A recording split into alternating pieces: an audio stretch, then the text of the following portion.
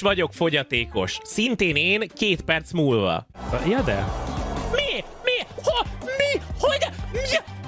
Hogy mondta? Hát mi? Hát édesanyja, hát nem jöttem, hát nem mondtátok, hogy jön a hát én itt elhiszi.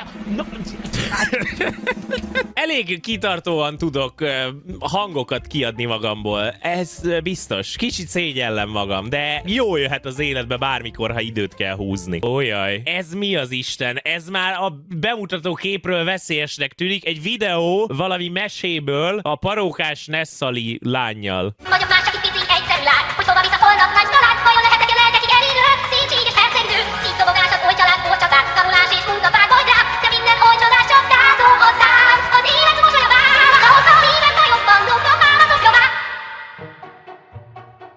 Nem tetszik amúgy?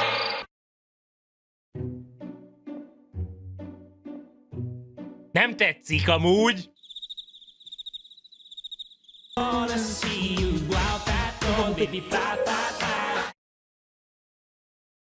Kövi! POV Nessai csinál egy családbarát videót. Nessai nézői. What? This is a moment in history! Take a picture!